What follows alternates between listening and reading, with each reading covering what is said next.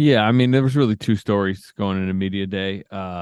Chris Paul, being with the Warriors generally was one, but within that was obviously the starting lineup question, which Chris Paul knew was coming, and we all know Chris Paul, like he's going to be like he knows it's coming, so he's gonna have a message like how he wants to get it out. I asked him about it. It was probably like the third question of his press conference, and he mentioned, "Hey, I came off the bench in the '08 Olympics." He went all the way back to 2008, which, by the way, highlights like how long he's been around. 2008. Yeah. Back in Uh, 95. yeah, but I mean, just the fact that he's like, I came off the bench for the 2008 Olympics, and everyone who knows me knows I'm about winning. Like it was, an olive branch, whatever you want to call it, like a first signal of like, look, if it goes that way, he's clearly going to accept it.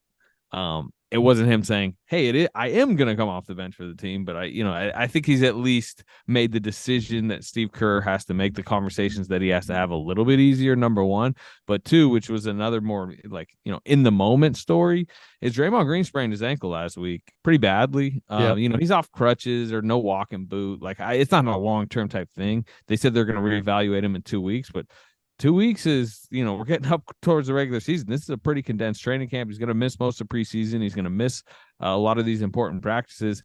I wouldn't be surprised if, this gives Steve Kerr an easy out of Draymond Green, either, if he misses the first few regular season games or even if he gets back, like easing him in a, more of a tiny minutes load off the bench. And suddenly, I think if I had to guess right now, your starting lineup opening night is going to be Steph Curry, Chris Paul, Klay Thompson, Andrew Wiggins, Kevon Looney, with either Draymond not playing or Draymond easing back into the lineup. So I think that was the two stories of the day. And the other one is just seeing Chris Paul in a Warriors jersey. It's weird. He thought it was weird. He was filming promos, like, and he was even telling us how we're like, God, it's like, come on, Dub Nation. He's like, it just sounds weird to like say Dub Nation, stuff like that. But it's here, and they're all like really trying to embrace it. It is weird, man. I can't even the hesitation, to be honest with you. You got me just sitting here chewing on the CP and the Warriors jersey. You and I both covered those Rockets playoff series, however many years that was, seeing them, Houston, we talked about Daryl Morey earlier, Daryl and the Rockets just going for the Warriors' throats, and really the only team out there that was trying to take out, the champs in that regard during the Kevin Durant era. I'm very curious to see what this Warriors team looks like with Chris Paul. Talking to people around the league, and this is the kind of stuff that certainly adds motivation for the Stephs and the Clays and the Draymonds, is like, I do think obviously respect around the league is at an incredibly high level and always will be because of what they have accomplished. I think we've reached that point where basketball people will quietly say they're going to win games, but if you're being honest and saying, is this a championship team?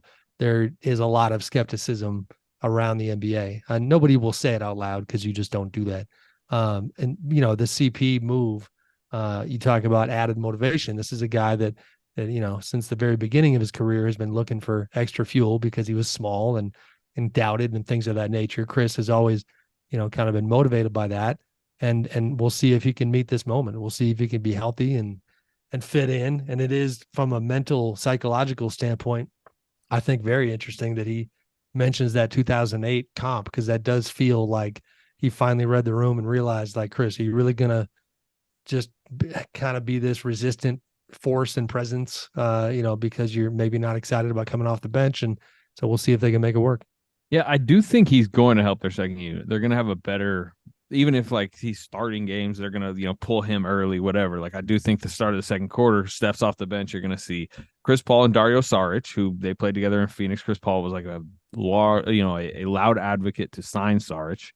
Kaminga, who every single person mentions like how much they believe Chris Paul can help unlock Jonathan Kaminga. This team has been scrimmaging like crazy together. It's where Draymond Green sprained his ankle. He stepped on Jonathan Kaminga in a scrimmage, but Paul has been playing a lot with Kaminga. And then you talk, Moody in that lineup, maybe a Wiggins, a Clay to space the floor.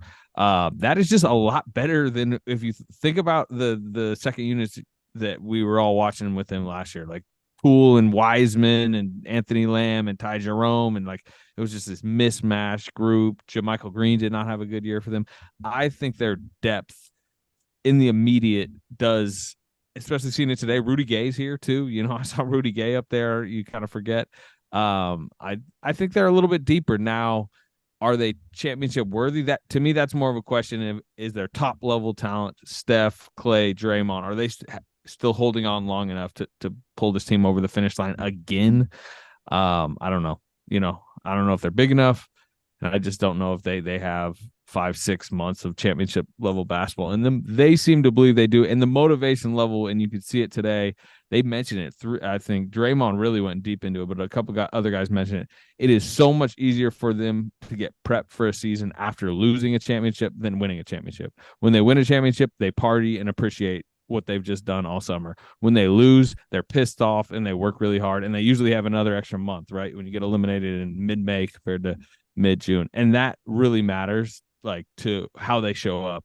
They seem to, besides Draymond being hurt, they're in really good shape. You know, Clay apparently has looked great behind the scenes. Last year, he didn't even scrimmage over the summer. He had a really bad start to the year.